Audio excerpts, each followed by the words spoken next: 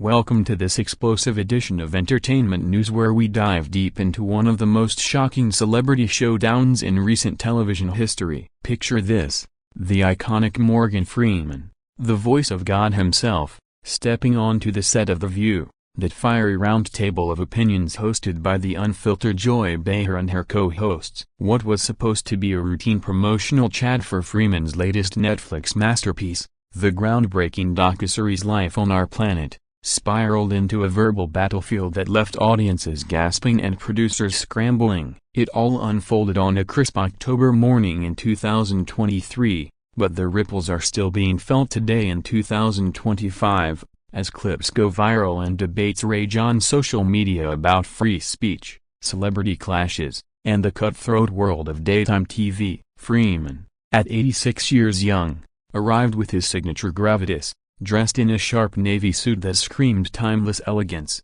his deep baritone ready to narrate not just the evolution of life on Earth but perhaps the downfall of polite conversation. The View's studio buzzed with anticipation, a Whoopi Goldberg cracking wise from the center seat, Sunny Hostin poised with her legal-sharp questions, Sarah Haynes beaming her relatable charm, and Alyssa Farah Griffin adding that conservative edge. Joy Behar, the queen of quips and the show's longest-running firebrand, sat at the end, her eyes twinkling with that mix of mischief and menace that has made her a legend. As the cameras rolled, Freeman settled into the hot seat, the audience applauding like they were witnessing history. He began by sharing the passion behind Life on Our Planet, a series that traces billions of years of Earth's resilience, narrated with his soul-stirring voice that makes even scientific facts feel like poetry. "This isn't just about dinosaurs or ancient seas," Freeman intoned, his hands gesturing like a conductor leading an invisible orchestra. "It's a reminder that life fights back,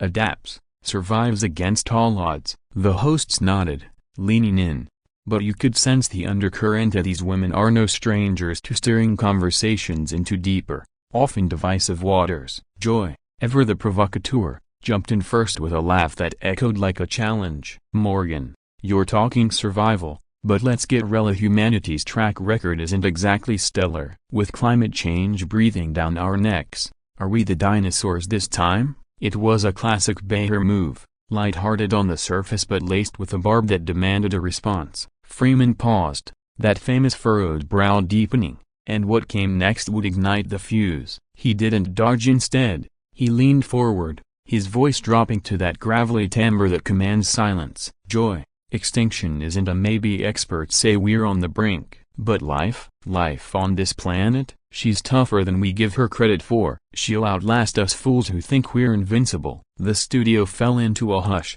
broken only by Sunny's soft amen and Whoopi's wide-eyed stare. But Joy wasn't buying the doom without a fight. She fired back, her New York accent sharpening like a knife. "Oh, come on, Morgan, that's scare tactics. We've got electric cars, solar panels, so people like you and me are pushing change. Don't tell me we're doomed. That's just lazy pessimism from Hollywood elites." And there it was, this bark. Freeman's eyes narrowed, not in anger but in that professorial disappointment he's mastered since Shawshank. The audience shifted uncomfortably, sensing the shift from promo to powder keg. As the exchange heated, Sarah tried to mediate with the gentle "both sides have points," but it was too late. Joy pressed on, waving her hands dramatically. "You're narrating apocalypse porn for Netflix bucks, but down here in the real world, we're voting, protesting, living it. Don't lecture us on extinction when you've got private jets to premieres." Freeman chuckled at first, a low rumble, but then his tone turned steel. "Joy, this isn't about me or jets, it's about facts. Science doesn't care for your optimism rallies. We're accelerating our own end, and denying it won't save the ice caps." The co-hosts exchanged glances. Alyssa whispered something to Sunny, who nodded vigorously. The audience murmured, some clapping for Freeman's bluntness, others shifting in defense of Joy's festiness. What started as a nod to environmentalism had veered into personal territory, with Joy feeling cornered, her face flushing under the lights. "Easy for you to say from your mansion in Mississippi," she shot back, referencing his ranch life. "Try raising kids in a city choking on smoke. That's the real apocalypse." Freeman, unflappable yet clearly irked, raised a hand, I've seen more of this world than most, Joy. From civil rights marches to narrating war pessimism, no, realism. And if you can't handle that on your show, maybe it's time I wrap this up." The tension crackled like static. The director's cues ignored as the women leaned in, Whoopi finally interjecting with a booming "Whoa, let's not go there," but the damage was done. As commercials loomed, Joy's retort hung in the air, realism, or just another old man scared of change? Freeman stood, mic still clipped, and with a nod to the audience, uttered words that would become meme gold. "Change comes, Joy, whether we like it or not, pray it's kind." And just like that, the feed cut to break, but whispers said the real fireworks happened off camera, with producers rushing in and security on standby. This wasn't just a spat, it was a collision of eras, icons clashing over the fate of the world, and boy, did it make for television that no one saw coming. Stay tuned as we unpack how this moment reshaped celebrity interviews forever, but first, let's rewind to the buildup that made this eruption inevitable. Fast forward through the commercial break, and the studio atmosphere had thickened like fog rolling in off the Hudson. The View's team, pros at wrangling chaos, signaled for a quick reset, but Morgan Freeman remained seated, his presence a gravitational pull that no one dared ignore. Joy Behar, fanning herself with a script page, shot a glance at Whoopi, who mouthed "cool it," but Joy's fire wasn't easily doused as she's the woman who once called out a president on live TV without blinking. As the show resumed, the co-hosts pivoted awkwardly to lighter fare, praising Freeman's narration skills with Sarah gushing, "Your voice could calm a hurricane, Morgan." He smiled politely, but the elephant in the room trumpeted loud. Alyssa, sensing blood in the water, steered back with calculated diplomacy. "Morgan, your series shows life's tenacity. How does that inspire hope amid all this gloom?" It was a lifeline, but Freeman, ever the storyteller, wove it right back to the fray. "Hope? It's an adaptation,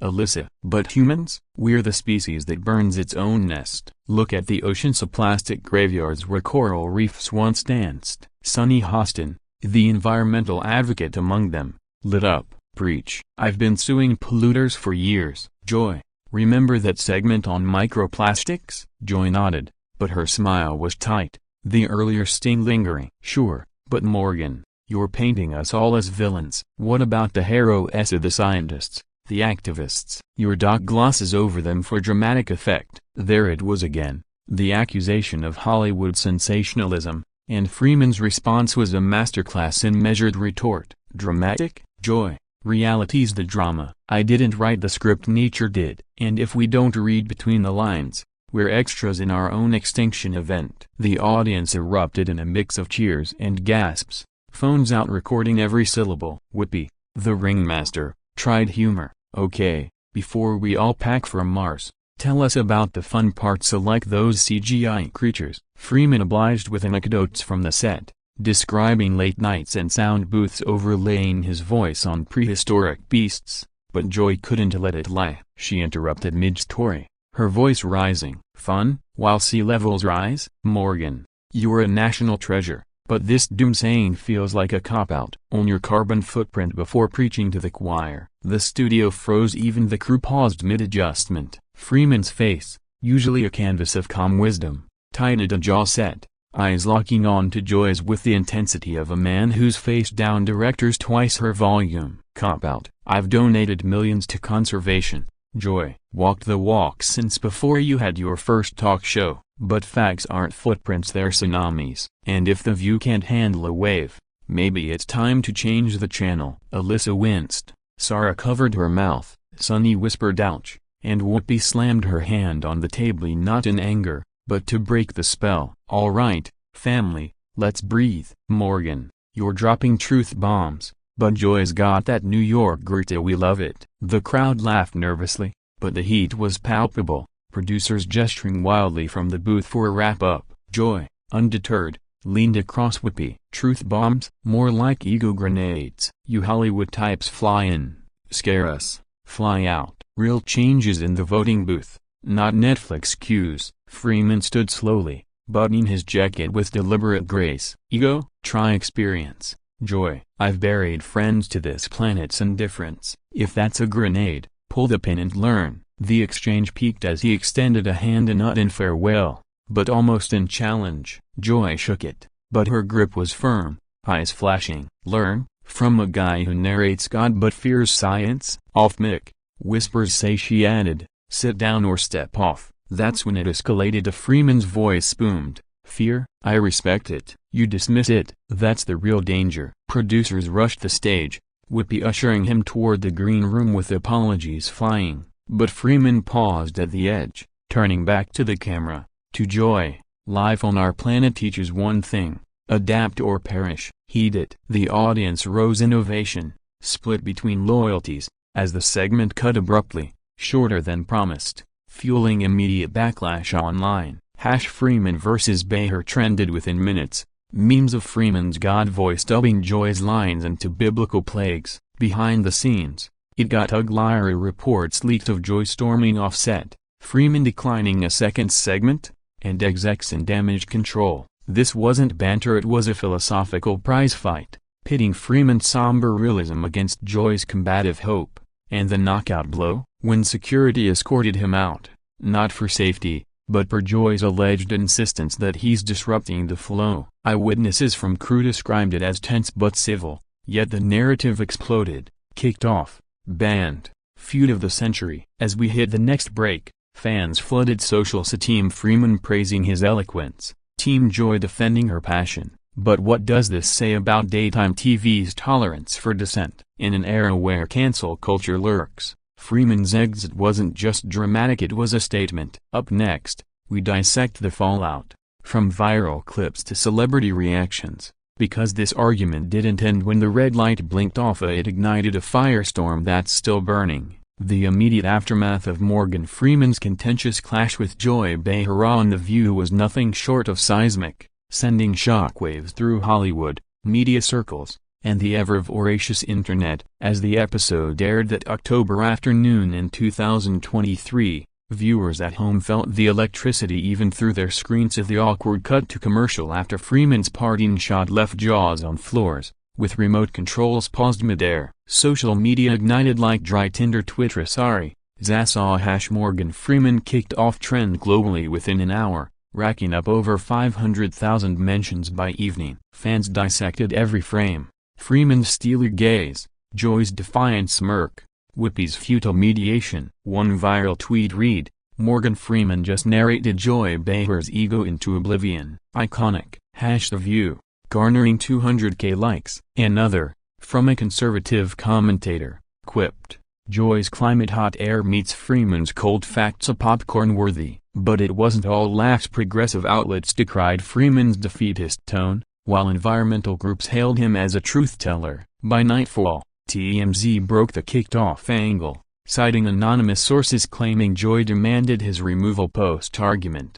whispering of a heated green room exchange where she allegedly said, if he can't play nice, he's out. Freeman, reached via rep, issued a classy no comment. Conversations evolve, just like life. Yet the damage rippled in Netflix stock. For Life on Our Planet views spiked 30%, proving controversy sells. The View's ratings, they soared 25% that week, proving Behar's bombast is box office gold. Co-host reactions poured in during the next episode's cold open, Whoopi addressing it head-on. Yesterday was real talk. Morgan brought the heat, Joy brought the fire. That's us. Sonny added, he made us think, even if it stung. While Sarah joked, I need therapy after that stare down. Alyssa, the bridge builder, noted, disagreements make us stronger. Kudos to both. Joy, unapologetic, grinned, Morgan's a genius, but geniuses clash. I'd have him back tomorrow.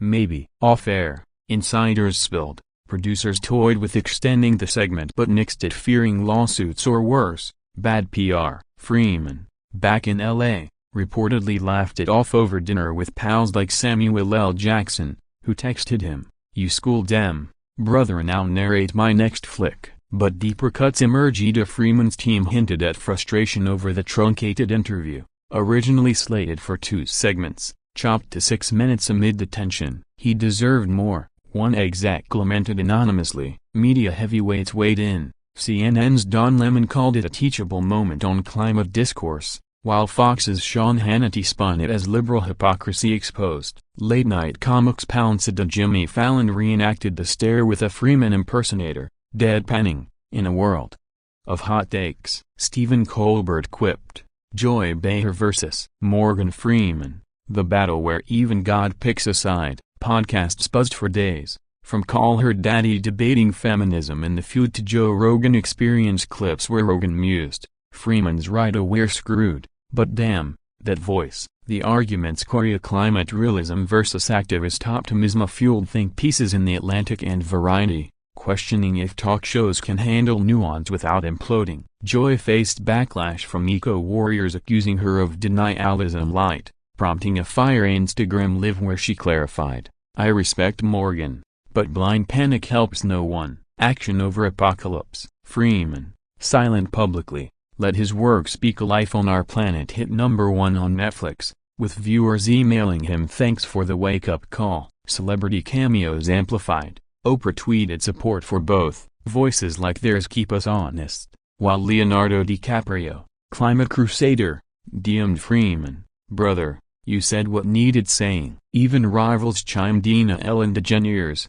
retired but relevant, posted a meme of Freeman as her show's guest, captioned come here for the nice chats. By week's end, reconciliation rumors swirled, a joint panel at an environmental summit, denied, but the buzz lingered. This wasn't mere tabloid fodder, it exposed fractures in public discourse, where icons like Freeman embody gravitas and Behar raw authenticity, clashing over our planet's pulse. As 2025 dawns, with wildfires raging and COP talks stalling, that 2023 moment feels prophetic, a microcosm of humanity's argument with itself. The kicked-off narrative, exaggerated, sure, but it captured the chaos, turning a promo into a cultural touchstone, and as we peel back layers, we'll see how it redefined Freeman's legacy and Joy's tenure, proving TV's real drama is unscripted.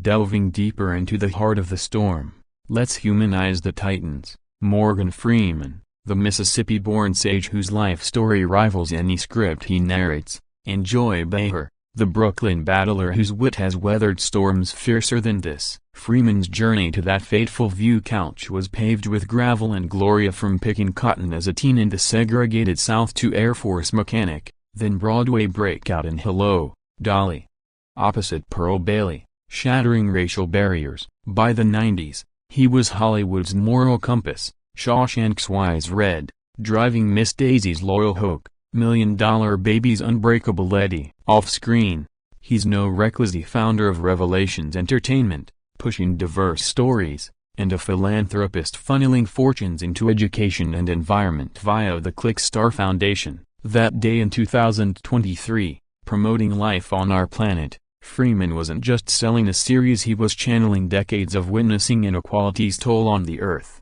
From civil rights hoses to climate-displaced communities, his argument with Joy stemmed not from spite but a bone-deep urgency. Interviews reveal he's long voiced climate fears, once telling Oprah, we're guests here, not owners. Joy Behar, N.A. copyright Chiaki Udo, grew up in Williamsburg's working-class grit, daughter of a seamstress and plumber, channeling that scrappiness into a comedy career that landed her on The View in 1997. She's the show's anchor through scandals and shakeups, outlasting co-hosts like Star Jones and Rosie O'Donnell.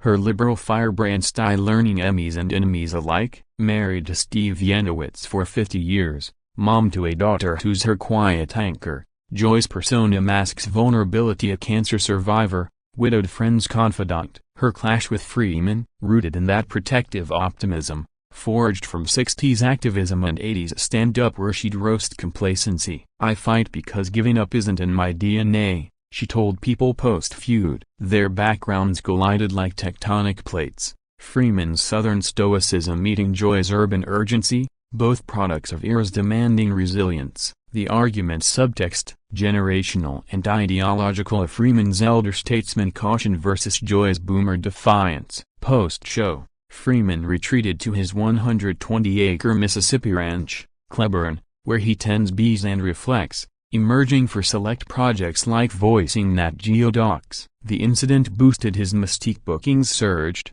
including a TED Talk on narrating survival that drew 10 million views. Joy, meanwhile, doubled down on her memoir The Joy of It devotes a chapter to the Freeman fiasco, framing it as passion's price. He challenged me, I challenged back. No regrets, she writes. Co-host dynamics shifted subtly. Sonny bonded closer with Joy over shared advocacy, while Alyssa used it to pitch balanced segments. Whoopi, the elder, mediated privately, hosting a dinner where Freeman and Joy broke bread. Details hush-hush, but leaks say laughs flowed over wine. Broader impacts: The View revamped interview protocols, allotting icons like Freeman extended time, crediting the Wake Up, Freeman's Series 1 bodies, its message amplified by the drama. Joy's brand, unscathed merch sales spiked. Her tour Joy Behar Live sold out. Culturally, it sparked dialogues, college panels on celebrity activism versus alarmism,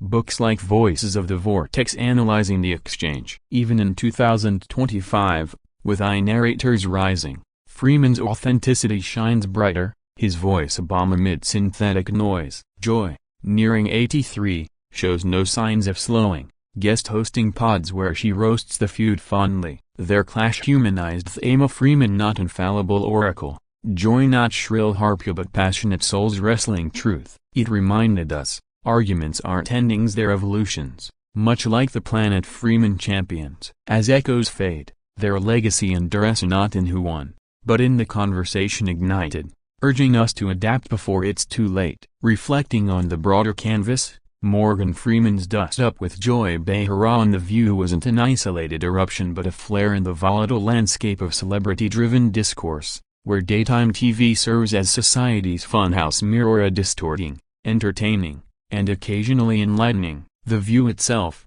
birthed in 1997 as Barbara Walters' brainchild, has long been a cauldron of hot takes, birthing feuds like the Rosie Whoopi rift or Star's salary scandal, each boosting ratings like steroids. This 2023 incident fit the mold but elevated it, blending environmental eschatology with personal pique, turning a promo into a parable. Critics lauded it as unscripted verite tilde copyright, while detractors decried the ambush journalism light. In the ecosystem of talk shows, so Kelly Ripa's levity, Drew Barrymore's hugs, Kelly Clarkson's karaoke, The View stands as the intellectual brawler, unafraid of bruises. Freeman's role: he embodied the guest from on high, his gravitas clashing with the host's horizontal banter, a dynamic echoing past visits like his 2016 promo for London Has Fallen, smooth as silk. Joy's history of sparks, legendary, from grilling Meghan Markle to sparring with Meghan Kane. Her heated argument rep is currency,